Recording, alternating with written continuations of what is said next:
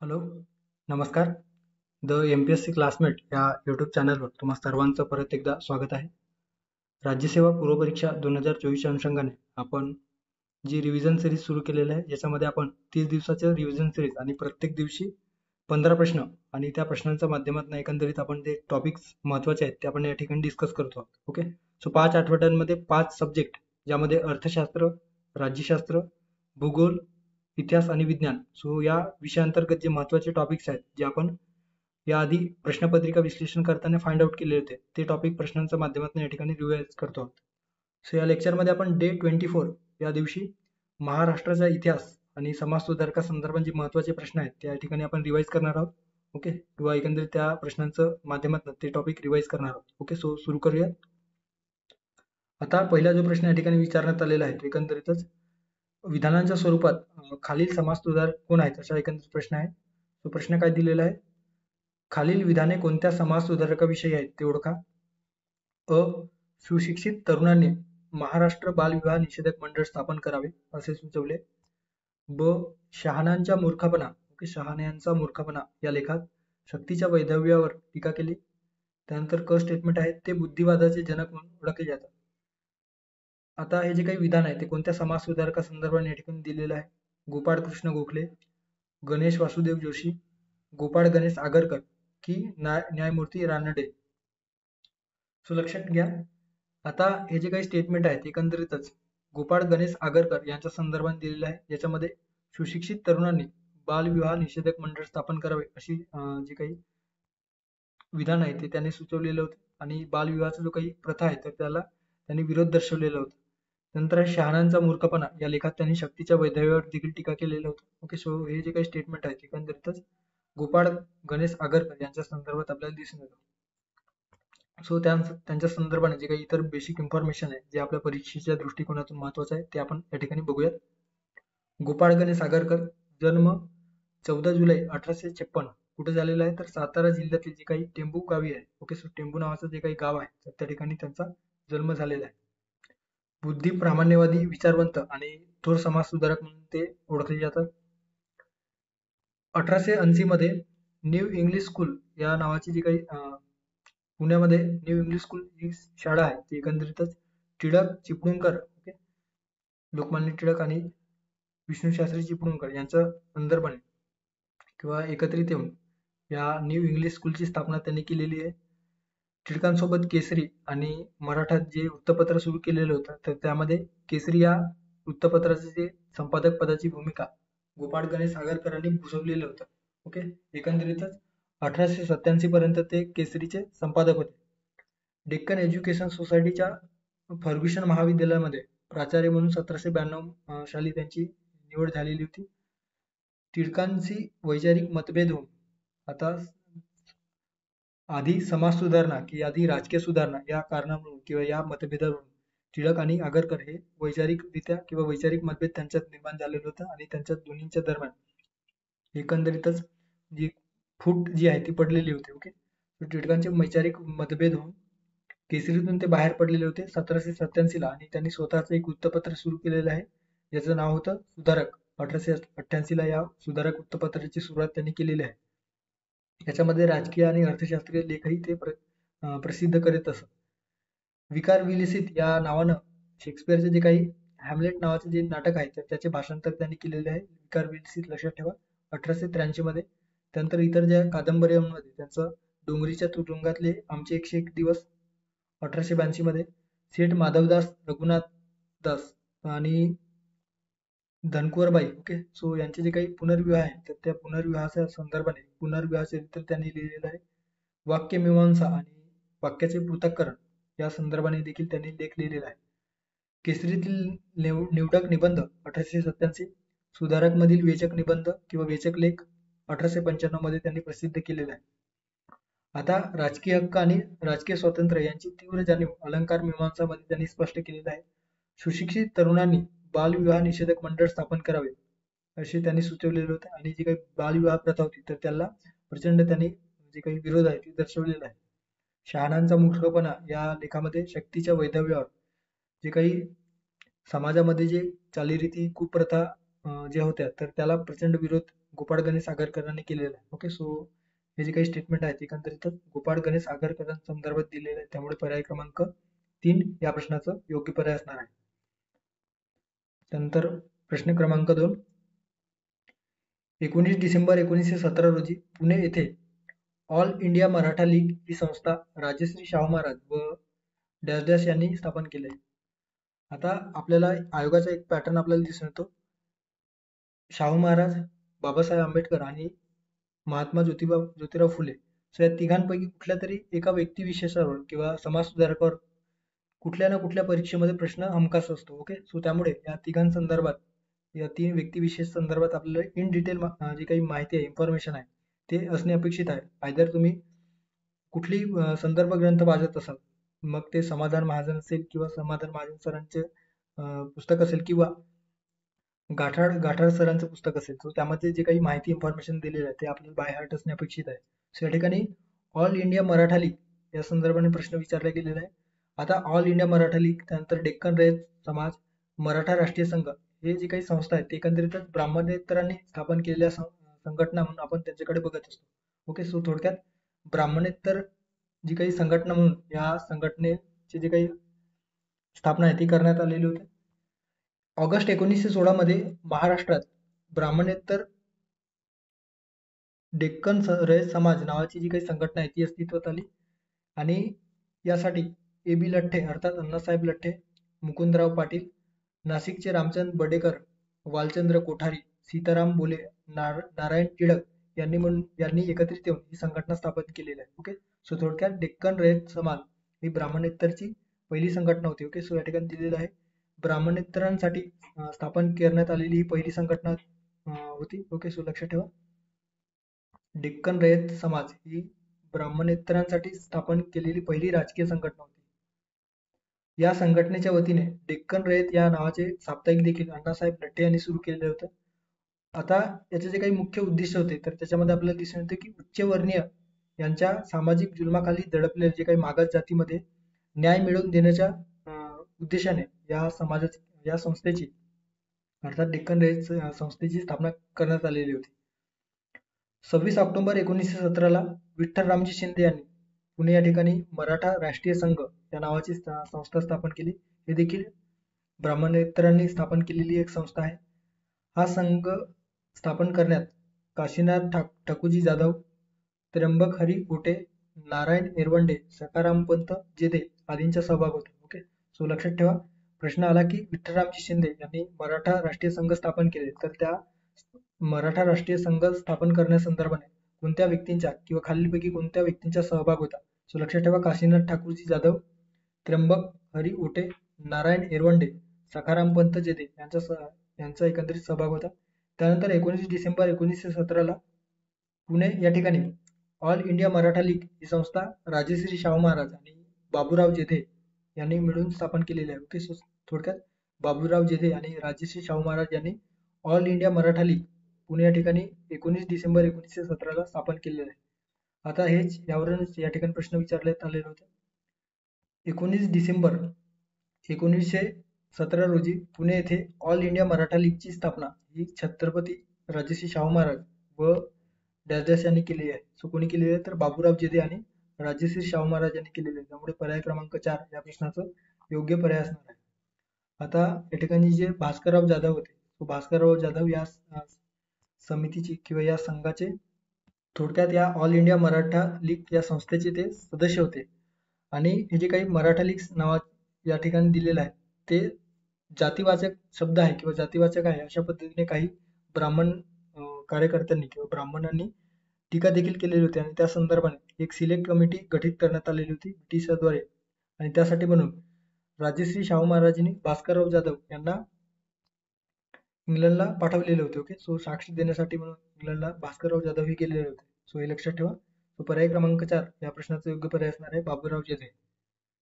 त्यानंतरचा प्रश्न आहे, रमाबाई रानडे यांना सेवा सदन स्थापन करण्यासाठी यांचा मोठा हातभार लागला असा प्रश्न या ठिकाणी विचारण्यात आलेला आहे. कुणाचा हातभार लागला? डॉक्टर भांडारकर, नारायण मेघाजी लोखंडे, त्यानंतर आहे बेहरामजी मलबारी व दयाराम गिडमुल, त्यानंतर क न्यायमूर्ती चंदावरकर आणि गोपाळकृष्ण गोखले, आणि ड विधान आहे न्यायमूर्ती रानडे व विठ्ठलदास ठाकरसी. सो रमाबाई रानडे यांनी जे काही सेवा सदन 1908 मध्ये स्थापन केलेलं होतं, सो त्या संदर्भाने या ठिकाणी आपल्याला प्रश्न विचारण्यात आलेला आहे. सो रमाबाई रानडे यांचे जे सर्वात महत्वाचे योगदान म्हणजे काय, तर 1908 मध्ये सेवा सदनची स्थापना त्यांनी केलेली आहे. कुठं, तर मुंबई या ठिकाणी. ओके, सो मुंबईला ही सेवा सदनची स्थापना केलेली आहे. 1909 मध्ये मात्र या सेवा सदनची एक शाखा स्वतःच्या घरी अर्थात पुणेला स्थापन केलेली आहे. मुंबईमध्ये जे सेवा सदन स्थापन करण्यात आलेले होते, तर त्यासाठी बेहरामजी मलबारी आणि दयाराम गिडमुल यांनी मुलाचा जे काही सहभाग आहे ते केलेला आहे. ओके, सो लक्षात ठेवा, बेहरामजी मलबारी आणि दयाराम गिडमुल यांनी या संस्थेसंदर्भाने सेवा सदन स्थापनेसंदर्भाने महत्वाचे जे काही सहभाग आहे ते किंवा मदत आहे ती केलेली होती. आणि मूळ प्रेरणा रमाबाई रानडे व मगू रानडे यांचीच होती. या संस्थेचे अध्यक्ष स्वतः रमाबाई रानडे हेच होते. आणि या समितीमध्ये जे काही सदस्य आहेत त्यामध्ये लक्ष्मीबाई चंदावरकर, श्रीमती दोराबजी टाटा, त्यानंतर आहे श्रीमती अली अकबर खान, विठ्ठलदास ठाकरसी, गुडबाई डॉक्टर, नंतर बीबी दिलशाद बेगम आणि इतर काही मराठी महिला देखील या सेवा सदनच्या सदस्य होत्या. ओके, आता जी काही ही इन्फॉर्मेशन आहे एकंदरीतच गाठाड सरांचं जे काही महाराष्ट्राचा इतिहास आहे तर त्यावरून घेतल्या गेलेलं आहे. ओके, सो ते तुम्ही ते संदर्भ वाचत असाल तर तुमच्या लक्षात येईल. सो हे नाव लक्षात ठेवा. आता या नावावरून आपल्याला काय दिसून येतं, तर सर्व धर्मीय ज्यामध्ये आपण बघितलेलं आहे श्रीमती अली अकबर खान, विठ्ठलदास ठाकरसी, ओके, बीबी दिलशाद बेगम, यावरून आपल्याला दिसून येतो की जे काही सेवा सदन आहेत एकंदरीतच सर्व धर्मीय व सर्व जातीय समावेशक स्वरूपाची एक सेवा सदन किंवा संस्था होती. यामध्ये हिंदू प्रमाणेच पारसी, मुसलमान, ख्रिश्चन देखील होते. आता सेवा सदन ही प्रामुख्याने स्त्री शिक्षण संस्था होती. त्यामध्ये विशेषतः सदनचा जो काही सततचा विस्तार होत गेला त्यामध्ये प्रामुख्याने स्त्रियांच्या विकासावर जास्त भर देण्यात आलेला होता.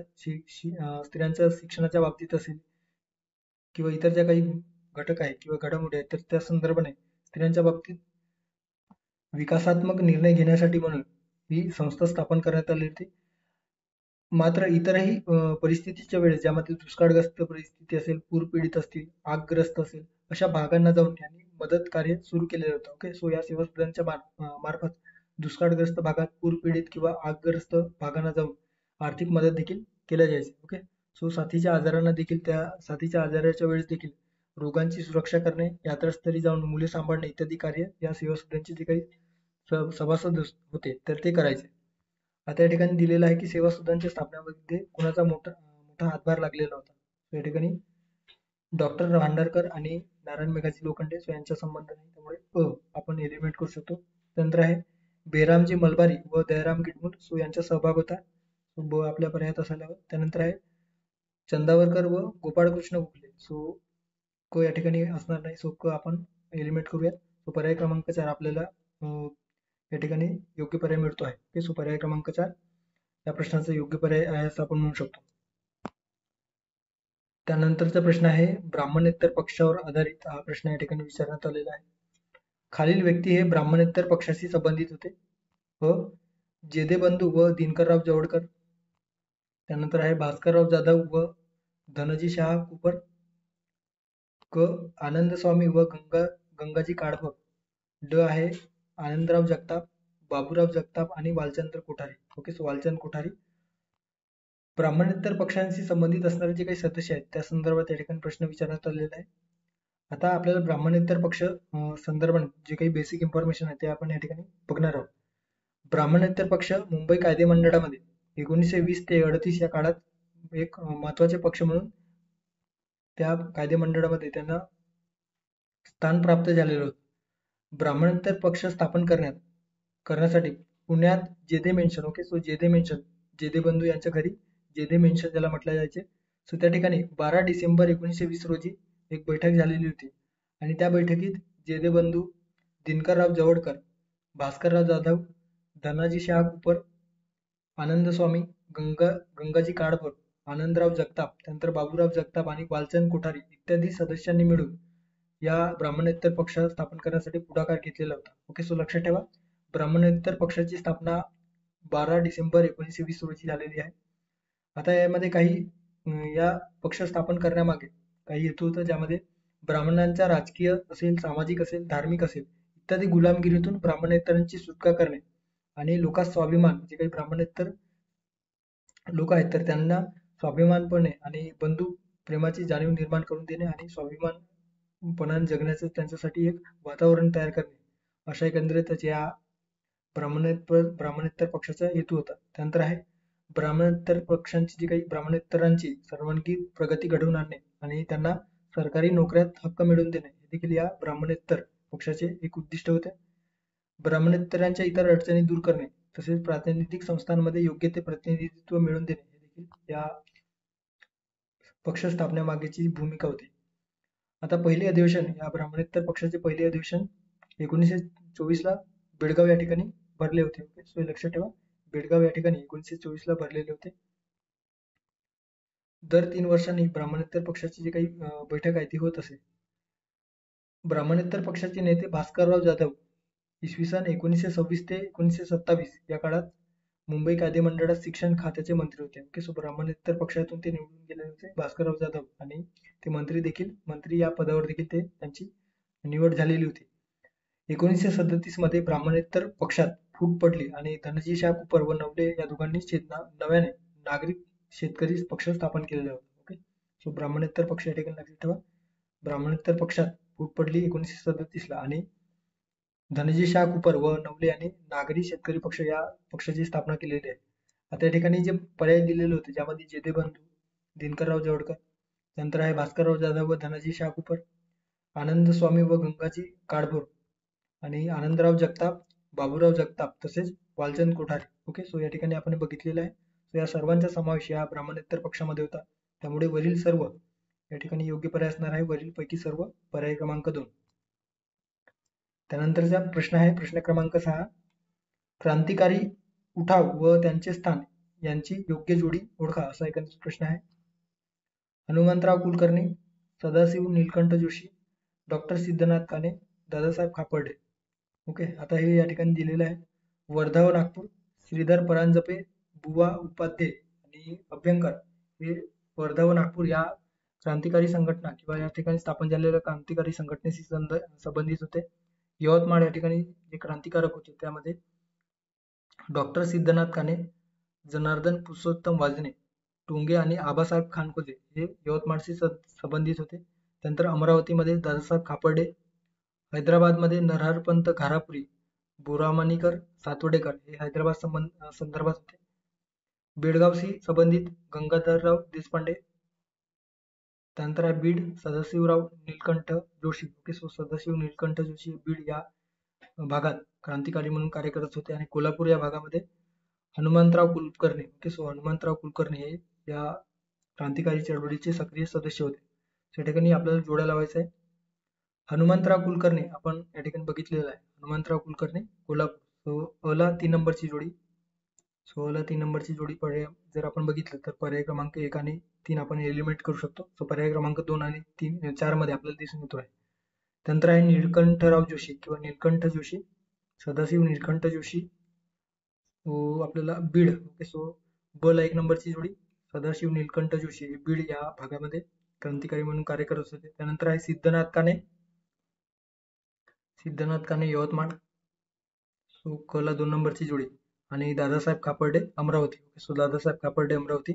सो अशा पद्धतीने पर्याय क्रमांक 2 या प्रश्नाचे योग्य पर्याय असणार आहे. ओके, सो लक्षात ठेवा, क्रांतिकारी संघटना आणि त्या संदर्भाने म्हणजे काही व्यक्ती आहेत ते आपल्याला माहिती असणे गरजेचं आहे. त्यानंतरचा प्रश्न आहे 1890 साली भारतीय औद्योगिक विकासाला चालना देण्यासाठी औद्योगिक परिषदेची स्थापना कोणी केली? गोपाळ कृष्ण गोखले, दादाभाई नौरोजी, रमेशचंद्र दत्त, न्यायमूर्ती मगो रानडे. सो या ठिकाणी जे दिलेलं आहे की औद्योगिक परिषदेची स्थापना कोणी केलेली आहे. सो लक्षात ठेवा, industrial association of western India या नावानं ज्याला भारताचे औद्योगिक परिषद म्हटलं जातो आहे. सो याची स्थापना एकंदरीतच महादेव गोविंद रानडे यांनी केलेली आहे. ओके, 1989 मध्ये स्थापन केलेलं आहे. सो लक्षात ठेवा, हिंदुस्थानच्या औद्योगिक विकासाला चालना देण्यासाठी म्हणून या भारताच्या औद्योगिक परिषद किंवा भारतीय औद्योगिक परिषदेची स्थापना त्यांनी केलेली आहे. आता न्यायमूर्ती मगो रानडे संदर्भाने या ठिकाणी जे इतर इन्फॉर्मेशन आहे ते आपण बघणार आहोत. त्यांचा एकंदरीत जन्म नाशिक जिल्ह्यातील निफाड या गावी झालेला आहे. 1862 मध्ये ते BAच्या परीक्षेत पहिल्या वर्गात उत्तीर्ण झाले होते. इतिहास, भूगोल, गणित, अर्थशास्त्र, तर्कशास्त्र, इंग्लिश आणि निबंध लेखन इत्यादी विषयामध्ये ते पारंगत होते. आणि या विषयांवर एल्फिन्स्टन या कॉलेजमध्ये ते अध्यापन करू लागलेले होते. 1864 मध्ये त्यांनी MA ची परीक्षा दिली आणि ते देखील उत्तीर्ण झालेले होते. 1862 मध्ये कायद्याच्या परीक्षेत ते उत्तीर्ण झाले. मुंबई विद्यापीठाच्या फेलोमध्ये या तरुण पदवीधरांचा समावेश होता. ओके, सो मुंबई विद्यापीठ, सो यामध्ये जी काही पहिली तुकडी, मुंबई विद्यापीठाची पहिली जे ग्रॅज्युएशन झालेली तुकडी पास झालेली होती, तर त्यामध्ये या महादेव गोविंद रानडे यांचा देखील समावेश होता. 1866च्या जूनमध्ये ओरिएंटल ट्रान्सलेशन जागी सरकारने नेमणूक केलेली होती. ओके, सो जे काही ओरिएंटल ट्रान्सलेशन या पदावर त्यांची नेमणूक केलेली आहे. पुण्यास न्याय खात्यात 1871 पासून न्यायाधीश म्हणून किंवा न्याय दंडाधिकारी म्हणून त्यांनी कार्य केलेलं आहे.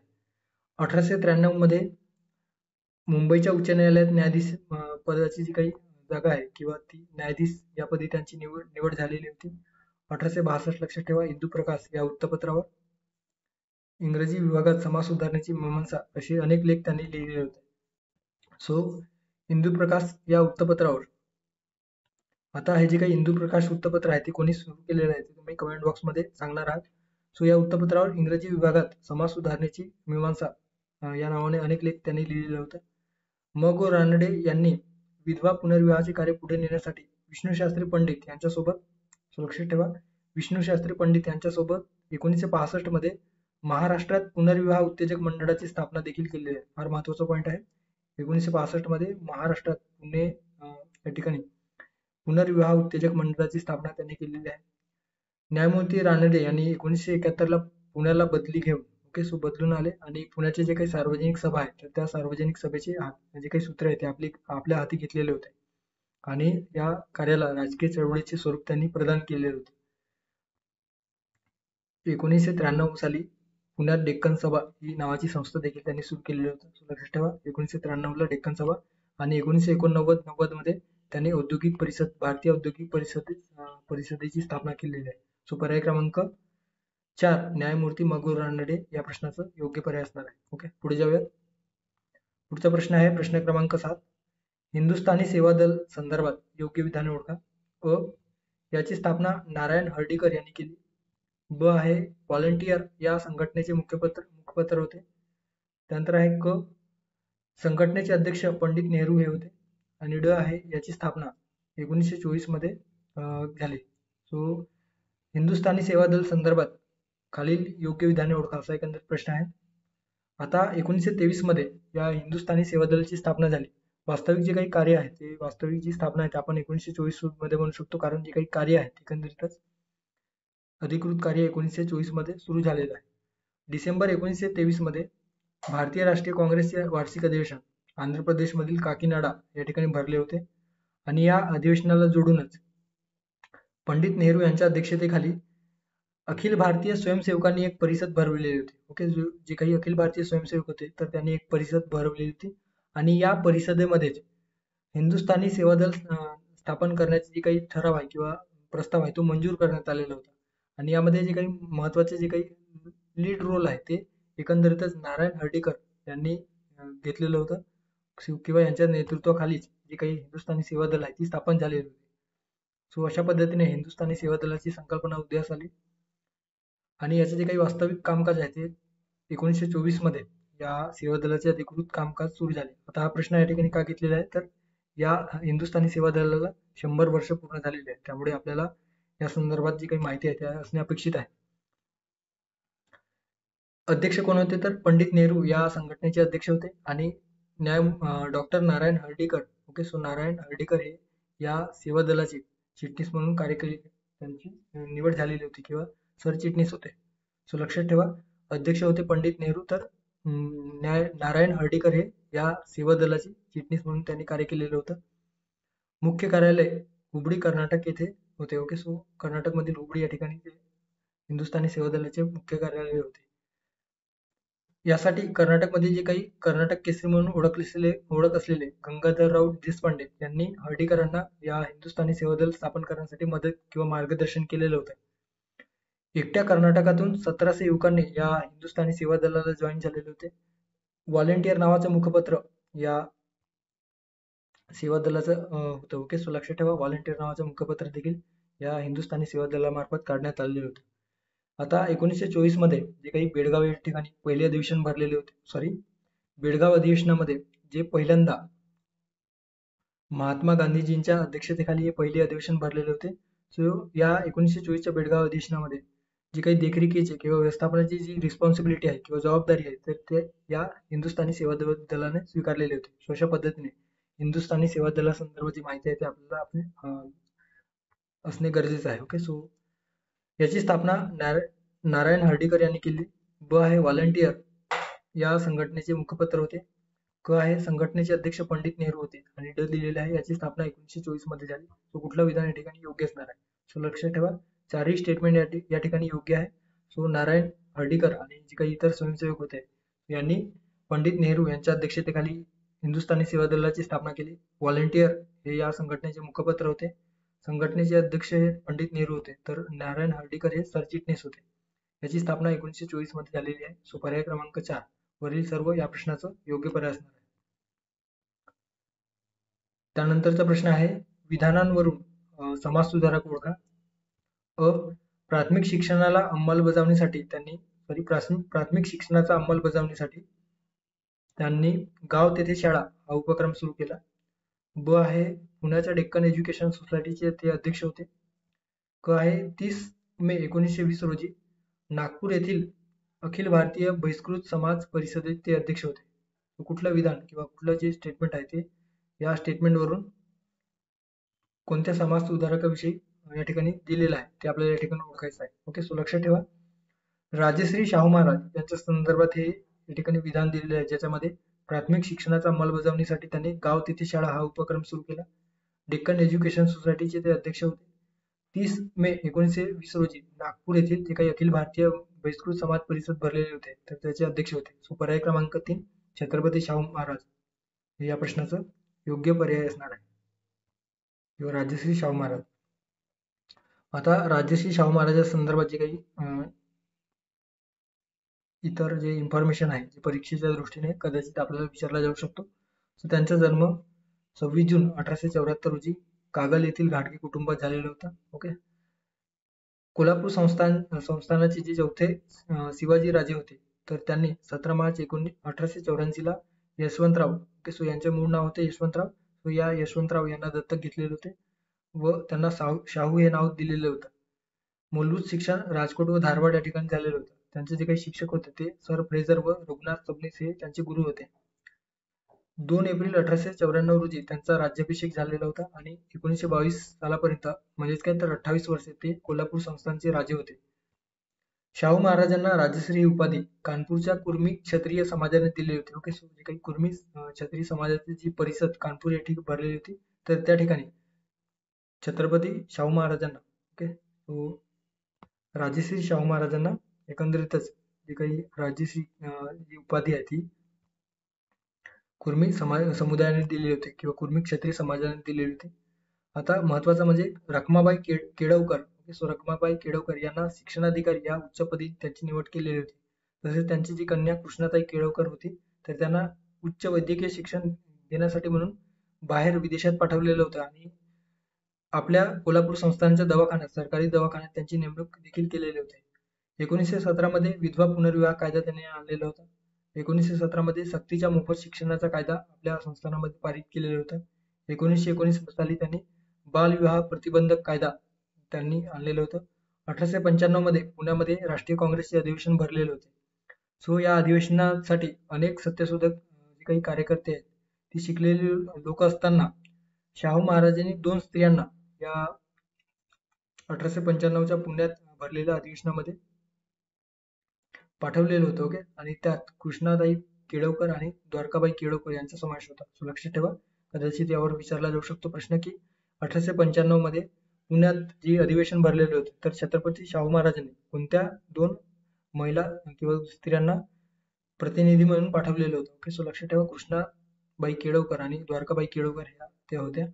1919 ला एक वटहुकूम काढून अस्पृश्यता कायद्याने नष्ट केली आहे, असं त्यांनी जो काही निर्णय आहे तो घेतलेला होता.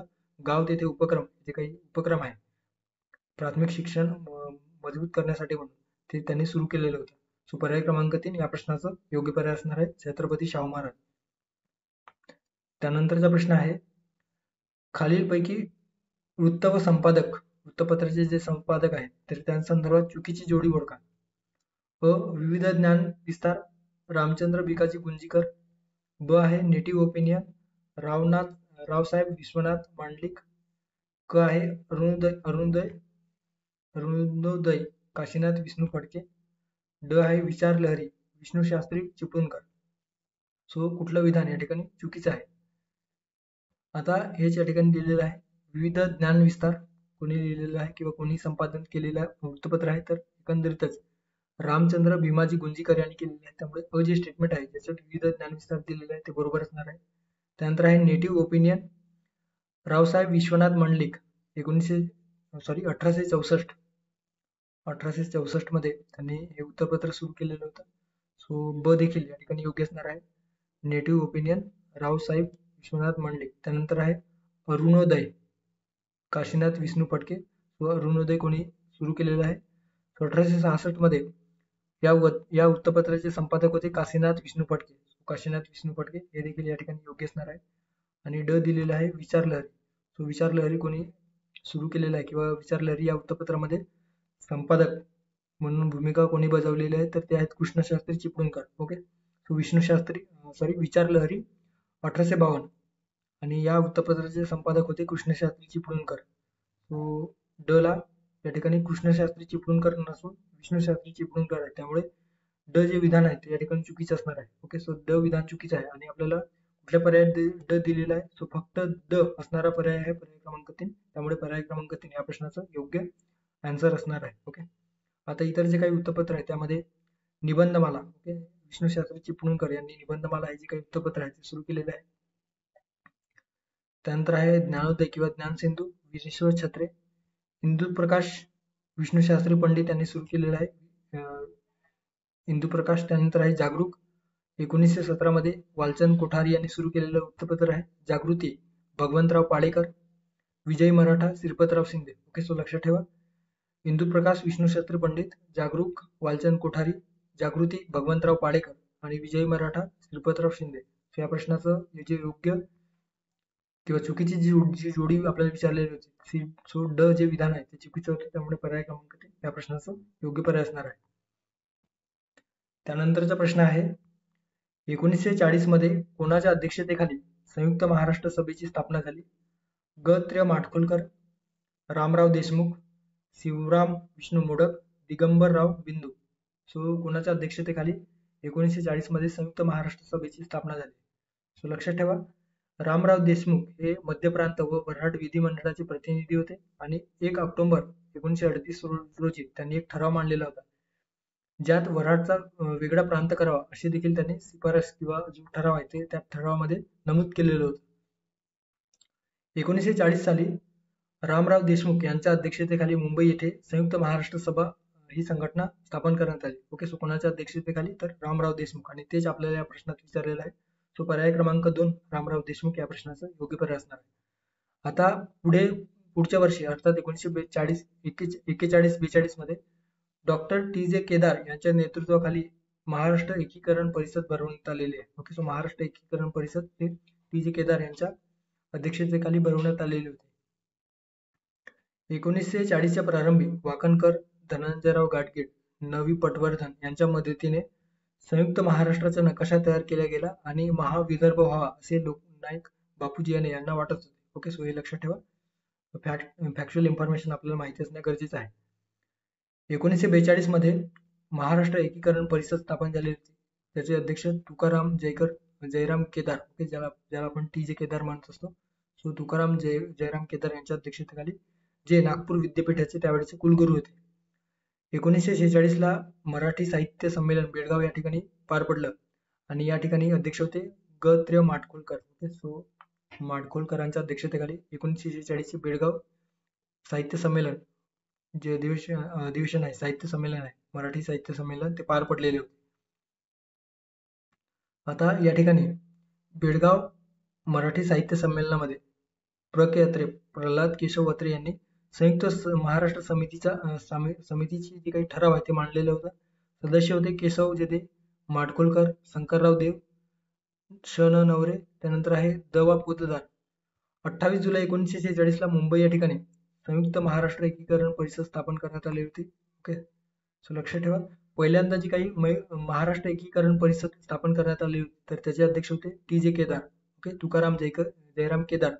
तर 1946 मध्ये 28 जुलै 1946 ला मुंबई या ठिकाणी संयुक्त महाराष्ट्र एकीकरण परिषद भरवण्यात आलेली होती किंवा स्थापन करण्यात आली. तर त्याचे अध्यक्ष होते शंकरराव देव. 14 एप्रिल 1947 ला महाराष्ट्र एकीकरण परिषदेचे अधिवेशन जळगाव या ठिकाणी झालेले होते आणि अध्यक्ष होते शंकरराव देव, उपाध्यक्ष केशवराव जेधे आणि कार्यवाहक माडखोलकर हे होते. ओके, तसे इतर सदस्य वसंतराव नाईक आणि सौ प्रमिला ऊक देखील या स्त्री या ठिकाणी यांचा देखील सहभाग होता. ओके, तो पर्याय क्रमांक 2 या प्रश्नाचा योग्य पर्याय असणार आहे. त्यानंतरचा प्रश्न आहे प्रश्न क्रमांक 11. महात्मा फुले यांनी सुरू केलेल्या मुलींच्या शाळेत खालीलपैकी कोणी शिक्षक म्हणून सहकार्य केले? असा प्रश्न आहे. Vishnupant Thatte, Sagunabai Kshirsagar, Fatima Shaikh, Vamanrao Kharatkar. Okay, so most expected प्रश्न आहे. सो महात्मा फुले यांनी जी काही मुलींची पहिली शाळा सुरू केलेली होती किंवा मुलींची जे काही शाळा सुरू केलेल्या होत्या तर त्यामध्ये कोणत्या व्यक्तीने शिक्षक म्हणून भूमिका बजावलेली आहे? ओके, सो या ठिकाणी दिलेलं आहे विष्णुपंत थत्ते, सगुणाबाई क्षीरसागर, फातिमा शेख, वामनराव खराटकर. आता महात्मा फुले यांच्या संदर्भाने आपल्याला वाचण्यास बरेच इन्फॉर्मेशन आहेत. ओके, सो किती जरी आपण त्यांचं कार्यकर्तृत्वाबद्दल वाचलं तरी आपल्यासाठी ते कमीच आहे. सो त्यांचे जे काही महत्त्वाचे जे शैक्षणिक कार्य आहे त्याच्यामध्ये आपल्याला दिसून येतो की महात्मा फुले यांनी सर्वप्रथम काही शैक्षणिक चळवळ जी आहे ती मुलींची पहिली शाळा या शाळेच्या स्थापनेपासून सुरुवात केली. 1848 मध्ये पुणे शहरातील जे काही बुधवार पेठ आहे तर त्यामध्ये भिडेवाड्यात त्यांनी मुलींची पहिली शाळा सुरू केली ज्यामध्ये फक्त 6 मुली होत्या. 1852 मध्ये अस्पृश्यांसाठी पहिली शाळा सुरू करण्यात आलेली होती. त्यानंतर विधवांच्या प्रसूती गृहाबरोबरच फुले यांनी अनाथ बालिकाश्रम देखील सुरू केलेलं होतं. 1852 मध्ये वाचनालय देखील त्यांनी सुरू केलेलं होतं. ओके, सो फॅक्च्युअल इन्फॉर्मेशन या ठिकाणी लक्षात ठेवा. सन 1848 ते 1852 पर्यंत या कालावधीमध्ये महात्मा फुले आणि सावित्रीबाई फुले या दोघांनी मिळून पुणे शहर तसेच सातारा परिसरात एकूण 18 शाळा काढलेल्या होत्या. फुले दाम्पत्यांच्या या शैक्षणिक कार्यामध्ये विष्णुपंत थत्ते, वामनराव खराटकर, सगुणाबाई क्षीरसागर आणि फातिमा शेख. ओके, सो विष्णुपंत थत्ते, वामनराव खराटकर, सगुणाबाई क्षीरसागर तसेच फातिमा शेख यांनी शिक्षक म्हणून त्या ठिकाणी या स्थापन केलेल्या शाळांमध्ये ओके, सो ज्योतिरावांनी आणि सावित्रीबाई फुले यांनी स्थापन केलेल्या शाळेमध्ये त्यांनी शिक्षकांची भूमिका बजावलेली होती. ओके, सो अशा पद्धतीने महात्मा ज्योतिराव फुले यांचे जे काही शैक्षणिक कार्य आहे ते आपल्याला दिसून येतात. ओके, स्वतः सावित्रीबाई फुले अध्यापनाचे कार्य करत होते. ओके, सो हे देखील आपल्याला माहिती असणे अर्थात आपल्याला माहिती असेलच. सो वरील सर्व आता विष्णुपंत थत्ते, सगुणाबाई क्षीरसागर, फातिमा शेख आणि वामनराव खराटकर हे चारही या ठिकाणी योग्य आहे. त्यामुळे पर्याय क्रमांक 4 वरील सर्व बरोबर या ठिकाणी या प्रश्नाचं योग्य पर्याय असणार आहे. त्यानंतरचा प्रश्न आहे डॉक्टर बाबासाहेब आंबेडकरांसंदर्भाने या ठिकाणी प्रश्न विचारण्यात आलेला आहे. डॉक्टर बाबासाहेब आंबेडकर यांच्या कार्याविषयी कालानुक्रमानुसार रचना करा. अर्थात कालानुक्रमे लावा. अ. मुंबई येथे पीपल्स एज्युकेशन सोसायटीची स्थापना. ब आहे काळाराम मंदिर प्रवेश सत्याग्रह. नंतर आहे क. शेड्यूल कास्ट फेडरेशनची स्थापना आणि ड दिलेला आहे बहिष्कृत हितकारणी सभेची स्थापना. सो त्यांचा योग्य तो अनुक्रम आहे. आपल्याला कालानुक्रम या ठिकाणी पर्याय निवडायचा आहे. बाबासाहेब आंबेडकरांचे शैक्षणिक कार्य तत्पूर्वी आपण या ठिकाणी बघूया. 20 मार्च 1927 ला महाड चौदार तळा सत्याग्रह त्यांनी केलेलं होतं. 25 डिसेंबर 1927 ला मनुस्मृतीचे दहन त्यांनी केलेले आहे. 16 ऑक्टोबर 1929 पुणे येथील पर्वती मंदिर प्रवेश सत्याग्रह. 2 मार्च 1930 काळाराम मंदिर सत्याग्रह. ओके, सो काळाराम मंदिर सत्याग्रह जे आपल्याला या ठिकाणी विचारण्यात आलेलं आहे. सो 1930. आता त्यांचे शैक्षणिक कार्य आणि इतर जे काही कार्य आहे त्याच्यामध्ये अस्पृश्य समाजात जागृती करण्यासाठी म्हणून शैक्षणिक प्रगती घडवून आणण्यासाठी एकंदरीतच 20 जुलै 1924ला, ओके, सो 20 जुलै 1924ला बाबासाहेबांनी बहिष्कृत हितकारणी सभेची स्थापना केलेली आहे. सो लक्षात ठेवा, या बहिष्कृत हितकारणी सभेला 2024 मध्ये 100 वर्ष पूर्ण झालेली आहे. त्यामुळे जी काही बहिष्कृत हितकारणी सभा आहे त्या संदर्भात जी काही इतर इन्फॉर्मेशन आहे ते माहिती असणे गरजेचे आहे. या संदर्भात आपण एक जे लेख आहे ते एक लेख किंवा एक PDF फाईल देखील आपल्या या टेलिग्राम चॅनलवर आपण अपलोड केलेला आहे. ओके, सो या ठिकाणी बहिष्कृत हितकारणी सभा 20 जुलै 1924ला स्थापन झालेली आहे. या संस्थेने अस्पृश्यांसाठी वाचनालय, प्रौढांसाठी रात्रीची शाळा सुरू केली, शिका, संघटित व्हा आणि संघर्ष करा असे जी काही ब्रीदवाक्य आहेत तर या बहिष्कृत हितकारणी सभेच्या मार्फत दिल्या गेलेल्या आहेत. 1946 मध्ये पीपल्स एज्युकेशन सोसायटीची स्थापना केलेली आहे. ओके, सो लक्षात ठेवा, पीपल्स एज्युकेशन सोसायटीची स्थापना 1946 मध्ये बाबासाहेबांनी स्थापन केलेलं आहे. त्या ठिकाणी आपल्याला दिलेलं होतं त्याच्यात 1946. 1928ला बहिष्कृत शिक्षण प्रसारक मंडळ, ओके, 1924ला बहिष्कृत हितकारणी सभा स्थापन केलेलं होतं. मात्र 1928 मध्ये बहिष्कृत शिक्षण प्रसारक मंडळाची स्थापना त्यांनी केलेली आहे. 1922 मध्ये द प्रॉब्लेम ऑफ रुपी या प्रबंधासाठी लंडन विद्यापीठाने DSc पदवी त्यांनी बहाल केलेली आहे. ओके, त्याच वर्षी ते बॅरिस्टर या पदाची जी काही परीक्षा झाली ते देखील उत्तीर्ण झालेले होते. शेड्यूल कास्ट फेडरेशन या संघटनेची स्थापना 1942 मध्ये त्यांनी केलेलं आहे. Okay, so 1942 schedule caste federation.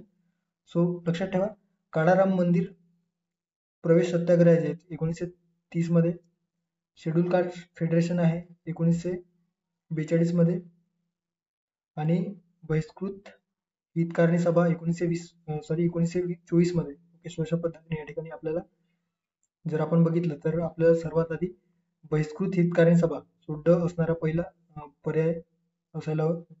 त्यानंतर आहे काळाराम मंदिर प्रवेश सत्याग्रह. ओके, सो ड नंतर ब. 1930 मध्ये काळाराम मंदिर प्रवेश सत्याग्रह झालेलं होतं. त्यानंतर आहे शेड्यूल कास्ट फेडरेशन.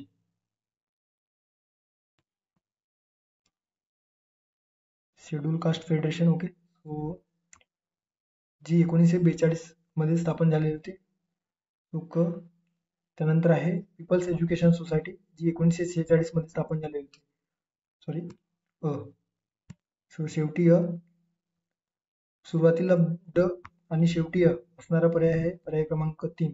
ड, ब, क आणि पर्याय क्रमांक 3 या प्रश्नाचा योग्य पर्याय असणार आहे. सो अशा पद्धतीने बाबासाहेबांनी जे काही संस्था किंवा जी संघटना स्थापन केलेली आहे तसेच त्यांचे जे काही कार्य आहे ते आपल्याला माहिती असणे गरजेचे आहे. सोबतच जी काही बहिष्कृत हितकारणी सभा आहे जिला 100 वर्ष 2024 मध्ये पूर्ण झालेले आहे त्या अनुषंगाने देखील ही संस्था आपल्यासाठी खूप महत्वाची ठरतो आहे.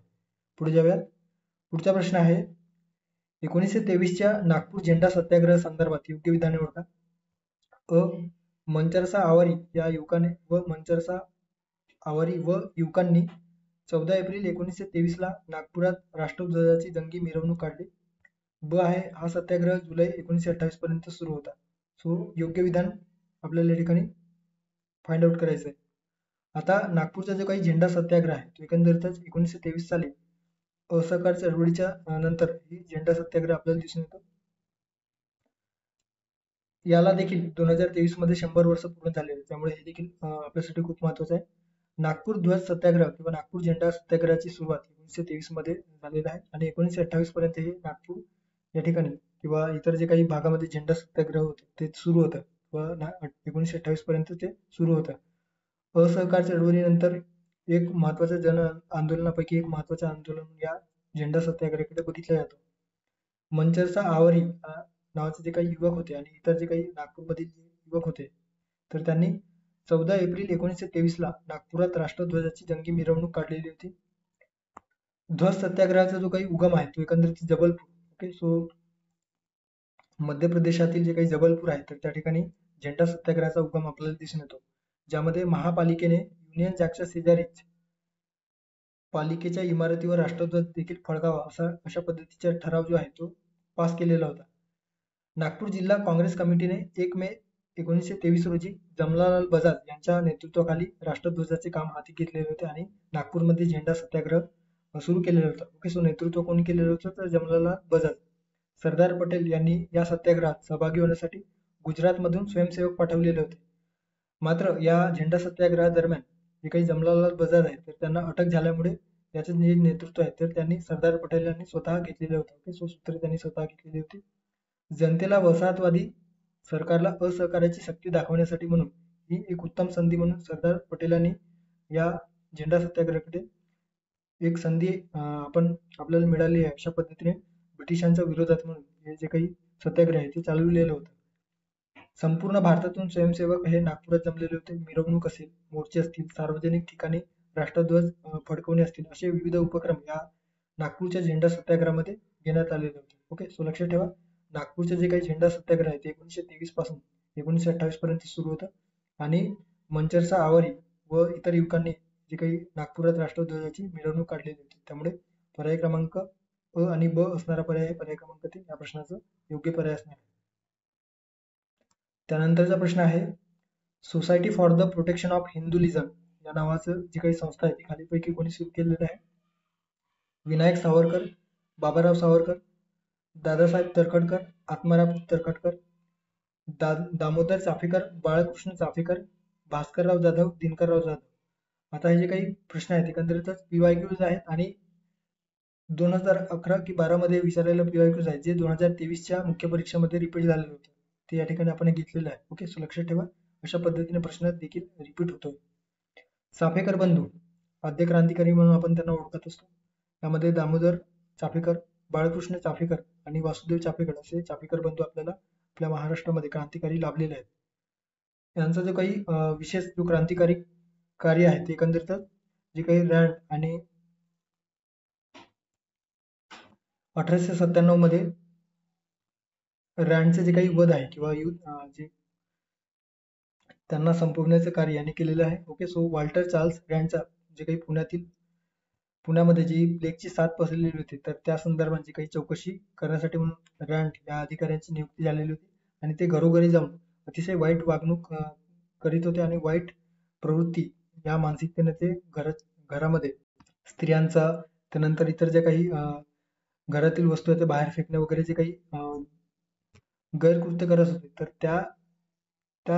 त्याचा बदला घेण्यासाठी म्हणून एकंदरीतच या चाफेकर बंधूंनी त्याचा वधाचा कट रचलेला होता आणि त्यानुसार 22 जून 1897 रोजी मध्यरात्री गणेश खिंड पुण्यातील गणेश खिंड या ठिकाणी रँडवर गोळ्या घालून त्यांची हत्या केलेली होती. ओके, सो लक्षात ठेवा, चाफेकर बंधू अर्थात दामोदर चाफेकर आणि त्यांचे बंधू होते बाळकृष्ण चाफेकर यांनी society for the protection of Hinduism या नावाची संस्था देखील सुरू केलेली होती. जे या ठिकाणी आपल्याला प्रश्नात विचारलेला आहे. So society for the protection of Hinduism, Damodar Chaphekar आणि बाळकृष्ण चाफेकर. सो पर्याय क्रमांक 3 या प्रश्नाचं योग्य पर्याय असणार आहे. त्यानंतरचा या लेक्चर मधील शेवटचा प्रश्न, महर्षी धोंडो केशव कर्वे यांच्या बाबतीत खालील कोणते विधान चूक आहे? भारत सरकारने त्यांना भारतरत्न ही पदवी देऊन गौरवले. 1916 मध्ये त्यांनी महिला विद्यापीठाची स्थापना केली. तिसरा आहे, हिंगणे येथे त्यांनी महिला विद्यालयाची स्थापना केली. आणि चौथा पर्याय आहे, फर्ग्युसन महाविद्यालयामध्ये इंग्रजीचे ते प्राध्यापक म्हणून काम केले होते. सो कुठला विधान किंवा कुठला पर्याय या ठिकाणी चुकीचे असणार आहे? सो या ठिकाणी महर्षी धोंडो केशव कर्वे संदर्भात आपल्याला प्रश्न विचारण्यात आलेला आहे. आता त्यांच्याविषयी इतर जे काही बेसिक इन्फॉर्मेशन आहे ते 18 एप्रिल 1858 ला रत्नागिरी जिल्ह्यातील शेरवली या गावामध्ये त्यांचा जन्म झालेला आहे. एकंदरीतच कुंभारली घाटातून ते पायी चालत आपलं जे काही शैक्षणिक 6वीची जी परीक्षा आहे ती दिलेली होती. 125 मैलाचे अंतर त्यांनी 3 दिवसात पूर्ण केलेले होते. 1881 मध्ये ते मॅट्रिकची परीक्षा उत्तीर्ण झाले. 1884 मध्ये मुंबई येथील विल्सन कॉलेजामध्ये त्यांनी गणित विषय घेऊन BA ची जी काही पदवी आहे ती संपादन केलेली होती. पुणे येथील फर्ग्युसन कॉलेजमध्ये गणिताचे ते प्राध्यापक होते. ओके, त्यांनी विद्यार्थी निधी ही जी काही योजना आहे ती काढली आणि त्यामध्ये या विद्यार्थी निधी किंवा स्टुडंट फंड मध्ये दरमहा ते 10 रुपये जमा करीत असत. 31 डिसेंबर 1893 ला विदर्भातील वर्धा या ठिकाणी विधवा विवाहोत्तेजक मंडळी त्यांनी स्थापन केलेलं होतं. ओके, सो लक्षात ठेवा, विधवा विवाहोत्तेजक जे काही मंडळ आहे ती 1893. नंतर 1896 ला 14 जून 1896 ला पुणे या ठिकाणी सदाशिव पेठेमध्ये राव बहादूर भिडे यांच्या वाड्यामध्ये अनाथ बालिका आश्रमाची स्थापना त्यांनी केलेली आहे. आणि या संस्थेचे चिटणीस महर्षी कर्वे होते, तर आर.जी. भांडारकर हे लक्षात ठेवा. अनाथ बालिकाश्रमाचे जे काही चिटणीस होते ते महर्षी कर्वे स्वतः होते, मात्र अध्यक्ष आर.जी. भांडारकर अर्थात राघो भांडारकर हे या अनाथ बालिकाश्रमाचे अध्यक्ष होते. प्लेगच्या साथीच्या वेळेस ही संस्था हिंगणे या ठिकाणी स्थलांतरित करण्यात आलेली आहे. 4 मार्च 1907 रोजी पुणे या ठिकाणी महिला विद्यालय सुरू केले. तसेच हिंगणे या ठिकाणी अनाथ बालिकाश्रमाच्या शेजारी महिला विद्यालय देखील नेण्यास आले. ओके काय, तर महिला विद्यालय देखील या हिंगणे या ठिकाणी सुरू करण्यात आले. निष्काम कर्म मठ 4 नोव्हेंबर 1908. त्यानंतर आहे महिला आश्रमाची स्थापना 1915. ओके, सो महिला आश्रमाची स्थापना देखील 1915 मध्ये त्यांनी केलेलं आहे. त्यानंतर आहे महिला विद्यापीठाची स्थापना 3 जून 1916. जपानचं जे काही महिला विद्यापीठ आहे, तर त्या विद्यापीठाच्या धर्तीवर महर्षी कर्वे यांनी 3 जून 1916 ला या विद्यापीठाची स्थापना केलेली आहे. अध्यापिका विद्यालय 1917 ला त्यांनी स्थापन केलेले आहे. आणि समता संघ 21 एप्रिल 1944 ला त्यांना भारतरत्न देऊन भारत सरकारने गौरवलेले आहे. ओके, सो लक्षात ठेवा. तर भारत सरकारने त्यांना भारतरत्न ही पदवी दिलेली आहे, बरोबर आहे. 1916 मध्ये त्यांनी महिला विद्यापीठाची स्थापना केलेली आहे, हे देखील आपण बघितलेलं आहे. ओके, सो 3 जून 1916 महिला विद्यापीठ. हिंगणे येथे महिला विद्यालयाची स्थापना. सो हिंगणे येथील अनाथ बालिकाश्रमाच्या शेजारी महिला विद्यालय स्थापन केलेलं आहे. सो तिसरा पर्याय देखील योग्य असणार आहे. आणि चौथा पर्याय दिलेला आहे फर्ग्युसन कॉलेजमध्ये ते इंग्रजीचे प्राध्यापक होते. आता या ठिकाणी जे दिलेलं आहे की फर्ग्युसन कॉलेजमध्ये ते गणिताचे प्राध्यापक होते. सो ते इंग्रजीचे प्राध्यापक नव्हते, त्यामुळे पर्याय क्रमांक 4 या ठिकाणी चुकीचे असणार आहे. आणि आपल्याला चुकीचे विचारलेले होते की खालील कोणते विधान चुकीचे आहे. सो पर्याय क्रमांक 4 या प्रश्नाचं योग्य पर्याय असणार आहे. ओके, अशा पद्धतीने या प्रश्नाचा योग्य पर्याय आहे पर्याय क्रमांक 4. सो असे 15 प्रश्न आपण या ठिकाणी बघितलेले आहे. ओके, सो एकंदरीतच या ठिकाणी आपण राज्यसेवा पूर्व परीक्षेच्या संदर्भाने महाराष्ट्राचा, आधुनिक भारताचा इतिहास आणि प्राचीन मध्ययुगीन हे बघितलेलं आहे. मागच्या लेक्चर तुम्ही बघितलेलं नसाल तर नक्की बघा, त्याचा तुम्हाला बेनिफिट येणाऱ्या राज्यसेवा पूर्व परीक्षेत होणार आहे. परीक्षा एकदम तोंडावर आलेली आहे, त्या अनुषंगाने एक रिव्हिजन व्हावं या उद्देशाने आपण हे जे काही लेक्चर आहे ते बनवलेलं आहे. ओके, सो थांबूया या ठिकाणी, भेटूया पुढच्या व्हिडिओमध्ये. थँक्यू, धन्यवाद.